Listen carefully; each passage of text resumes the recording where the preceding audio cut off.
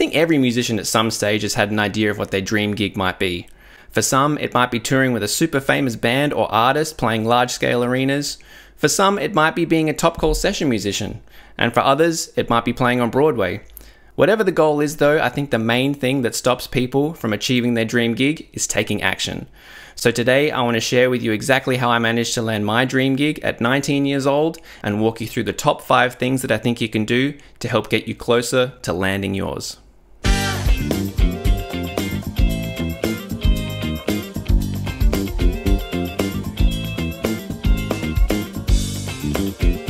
What's up everyone, welcome to Drummer's Perspective. My name is Ben Todd and I'm here to help broaden your scope of what's possible as a drummer. If you're new to the channel, thank you so much for being here. Please subscribe and hit that notification bell just so you get a heads up next time I'm putting a video out. Just by you being here, I want to say thank you from the very start by offering you a free downloadable PDF guide. It's my 7 ways to attract more work as a drummer. This guide will really help to take you from where you are now to making yourself a more versatile, adaptable, and employable drummer. If you're looking for some new ways to attract more work but using your drumming as a foundation, then this guide is perfect for you. Head to drummersperspective.com/7ways and grab that guide. Now, if you're anything like me, at some point along your drumming journey, you've seen another drummer playing a certain gig or with a certain band or artist or in a particular venue and thinking to yourself, man, I would love to do that gig. If only I could achieve a gig like that, that would be the best. That right there is having the feeling of a dream gig. Now, for some drummers, those dreams change almost on a daily basis, and for others, they're solidified and stuck with right from the very beginning. For me, I still remember the feeling of seeing the show that made me realize what my dream gig was back when I was 10 years old. And in that moment, I knew exactly what my end goal was. Now, that brings me to the first step of what I think is super important when you're trying to chase your dream gig, and that is, number 1, start with a goal. Think about your dream gig for a minute. What does it feel like? What does it look like? What does it sound like? Imagine yourself playing your dream gig and putting yourself in the shoes of that drummer. Feels pretty good, right? Now, from there, I want you to write that dream gig down. It can be on a notepad, in your phone, in your computer, anywhere. Just turn that idea and that dream into a physical thing. Now, turning ideas and dreams into physical, tangible things written down has got a multitude of psychological benefits that are a little too deep to jump into in this video, although we may address them in future videos. But the benefits that I've found from doing this kind of exercise have been so huge in my career so far. Now, it doesn't have to be super specific, but the more specific the better, and we'll find out why a little bit later on in the video. It'll be hard to just say, I want to be in a famous band or something like that. Try and narrow it down a little bit more and be a little bit more specific, and that will really help you in the long run. The first step, write out your goals, ideas, and dreams somewhere that you know is accessible at any point. I mentioned that I saw a show when I was 10 years old that made me realize what my dream gig was. Well, that show was a Cirque du Soleil show. It was back in 1999 and my family took me there, and I still remember that feeling of just being completely overwhelmed by this incredible spectacle. I'd never seen anything like it in my life. It was an instant, I want to do that moment. And from that point on, I knew that one day that gig was going to be mine no matter what. There was something about the combination of this killing band, incredible acrobatics in this really, really unique environment of an intimate big top that made me just completely fall in love with the whole thing. I think it's then that I realized that I love the combination of an incredible band being part of something bigger than just the band. Now, don't get me wrong, I love all forms of musical performance, whether it's a small jazz gig in the corner of a bar or a huge rock arena show. But for me, I think I really just love the idea of being a member of a band that was part of something bigger than just the band itself.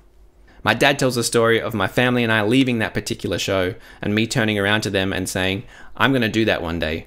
And although I don't remember that specifically, I can certainly see it being true. From that moment on, I had my dream gig in my sights and I was going to stop at nothing until I made it a reality. The second thing I think you can do when you're trying to make your way a little bit closer to your dream gig is to take a step back and ask yourself the question, where am I now? If your dream gig called you tomorrow and asked you to go on tour with them or to play with them, would you feel ready? If not, what are the steps that you would need to take to get there? Now, this is a really, really good exercise to do. If you're feeling frustrated that you're not making your way closer to your dream gig, really imagine what it would be like if they called you tomorrow and said, hey, come and play with us. If you're really honest with yourself, I think you'll realize that you've probably got a little bit of work to do before you feel really ready.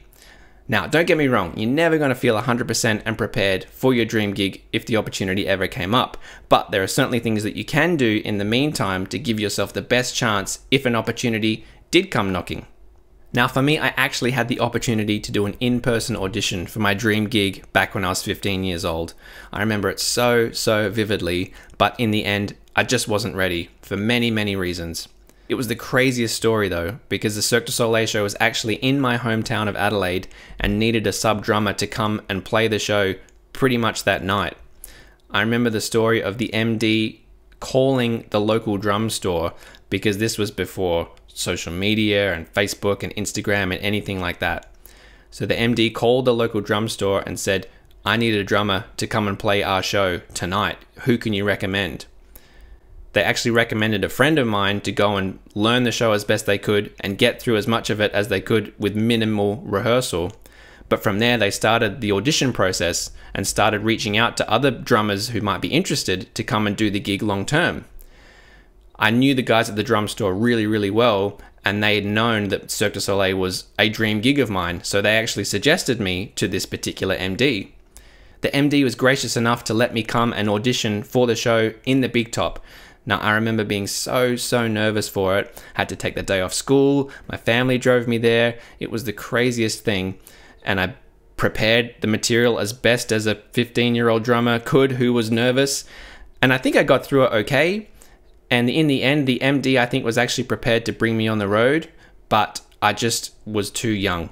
Now, if I look back now in hindsight at all the things I would have missed out on, if I'd have gone on tour when I was 15 years old, I know I'd be a completely different person today. All of the musical development, personal development, relationship development that I did from that point up until now would have me probably on a very different path. At the time though, it was completely soul destroying and crushing. I finally had the opportunity to achieve my dream gig at 15 years old, and the fact that I didn't get it because I wasn't ready for so many reasons was devastating to me. But looking back now with clear vision, I know this was for the best. The third point I think you can focus on when you're trying to get a little bit closer to your dream gig is to expand your contacts. Try and make new contacts and connections in the circles of musicians relevant to where you want to go. Now, this can be easier said than done at times, especially if your dream gig is to, say, play on Broadway. You want to make connections with the musicians that are playing on Broadway, but if you live in another country, then that can be really challenging. You have to ask yourself some serious questions and really think about how serious you are about getting that dream gig. Does that involve you moving to New York? Similar to if you want to play on some big arena tours, perhaps you have to think about moving to the city that those tours originate from. Now, that's not to say that these dreams and goals are impossible without moving, especially with the use of YouTube and Instagram to film yourself and promote yourself, but it can certainly speed up the process if you are physically in the same location where you can go out and talk to people and make these connections in the circles that are going to help you get where you want to go. Now, if you're not based in a city where it seems like there's a clear path to make connections with the circles of musicians that you want to be associated with, you kind of have three options. Number one, look for musicians in your community who are sharing a similar vision to you. They might be playing the same kind of genre or at the same level that you want to play at, and just do everything you can to be more involved with them. Number two is to simply just move to the cities where these musicians live. As I said before, if you want to play on Broadway, you're probably going to have a better chance of getting that gig a little quicker if you physically move to New York.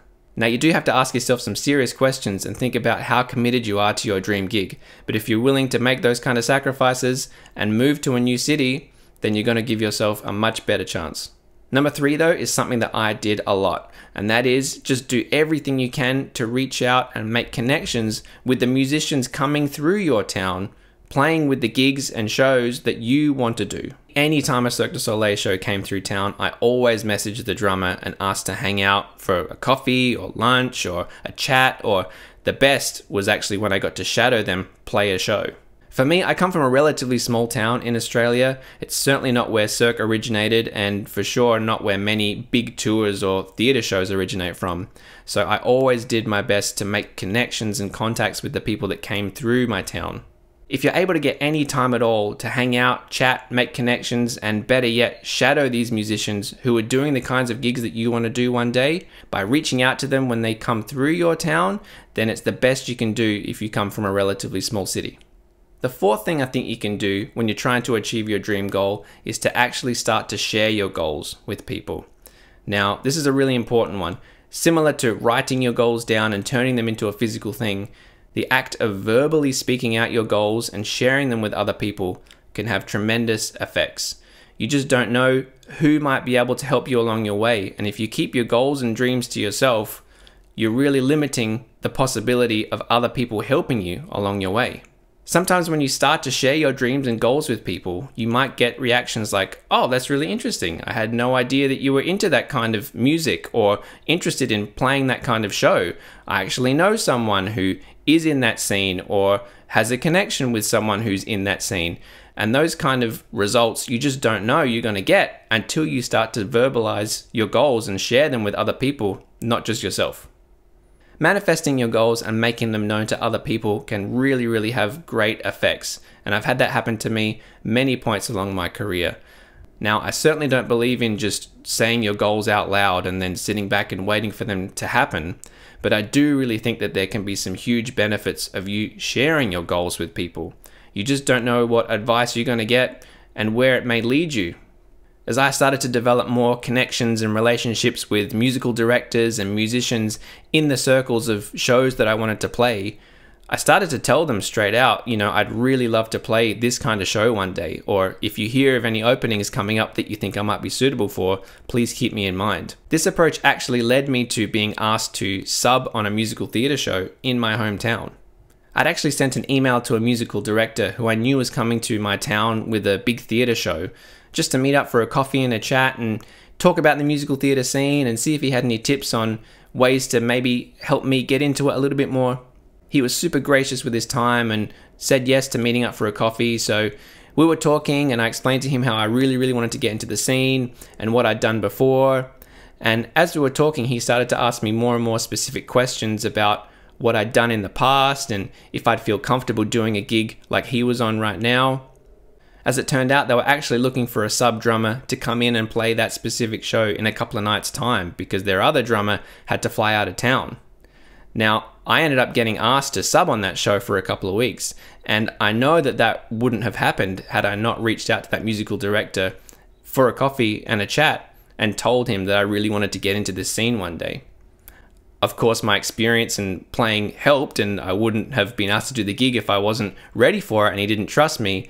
But perhaps I wouldn't have been asked and I wouldn't have been top of mind if I hadn't reached out in the first place. Now, the fifth and final thing I think you can do to help get you closer to your dream gig is to put yourself out there and do everything you can to physically play with the musicians in the circles of shows and gigs that you want to do. Now, I know, again, this can be easier said than done, but if that's the case where you're from a smaller town where a lot of these shows and tours don't originate from and the circles of musicians aren't exactly doing those kind of gigs, then use the internet to your advantage. Make recordings of yourself playing these specific styles and even specific excerpts from shows and put it online. Put it on YouTube, put it on Instagram. Make it known that this is a dream gig of yours. I know it can be super overwhelming in the sea of incredible content of amazing plays that there are now, but it's really a situation where you have to be in it to be considered. Because if you're not making recordings of yourself and putting them out there, then someone else will be. We've all heard stories of someone being discovered online for a really high profile gig, and although that is the dream situation, it's certainly not a normal thing. It can happen. Better still, if by now you've been able to establish some kind of direct connection with some musical directors or musicians in the scenes of gigs that you want to do, then send your material straight to them. And again, make it known that you want to do this kind of work. Now, please listen to me when I say that if you are fortunate enough to have some direct communication with MDs and musicians in the circles where you want to go, don't take that for granted. Don't hassle them, don't be annoying, don't keep asking, have you got a gig for me yet? Just be grateful to have it. Send them your material directly, and again, make it known that you do want to do this kind of work, but whatever you do, don't be annoying. For me, ever since I did that in-person audition for Cirque when I was 15 years old, that was the beginning of my relationship with the company. From then, I had a connection with the musical director and the casting department of the company, and I didn't take that for granted at all. I made recordings of myself, of the new things I was doing, the new bands I was in, and updated it every 6 months. Now, certainly they didn't ask me to do that, but I took it upon myself to try and stay top of mind with them and just to keep them updated with the new things that I was doing. Every 6 months, I would put together a new highlights package of live gigs or shows that I was doing, as well as just playing along to backing tracks of various styles and genres and sending that through to them. The idea for me was kind of twofold. It was to, of course, show them what I was doing and what I could do, but also, as mentioned, it was just to try and stay at the front of their mind, so if an opportunity did come up, they would think of me. Now, I did that for about 4 years since I was 15. And in that time, I was actually presented for about 4 different Cirque shows to the musical directors of those shows specifically. They'd send me material from the shows, I'd record it, and send it back to them. Now, I missed out on getting those 4 shows, and every time I was really disappointed. But it didn't stop me from updating my kit because I knew that each gig I missed out on, I was hopefully getting closer to actually getting a contract. And my hard work and persistence eventually paid off, because when I was 19 years old, I got my first contract with Cirque du Soleil. It was for the show Corteo, and it was a half drums, half percussion show. And I think that's where my skill set really gave me an advantage in that sense, where I was playing percussion as well as drum set. I still remember the week leading up to finally getting that email telling me that I got my first contract with the company. Because Australia is pretty much the opposite time zone to Canada, I was waking up at all hours of the night just refreshing my email to see if something had come through.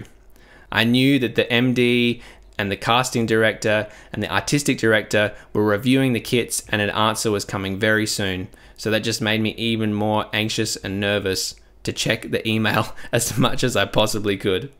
When it finally did come through, it was literally a dream come true.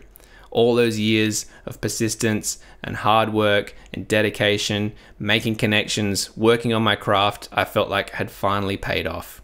I was so happy. I don't think I really realized though that that was just the very beginning of a whole new chapter of learning and development as a musician and as a person. Now, I've been with Cirque du Soleil now for 14 years and it really still is a dream gig for me. Every show that I play to this day, I think of a young version of me maybe sitting in the crowd, watching and being just as impressed and in awe as I was when I was 10 years old. And that really drives me to do my best every single day because I know that I could be inspiring the next generation of drummer to come and do this gig one day.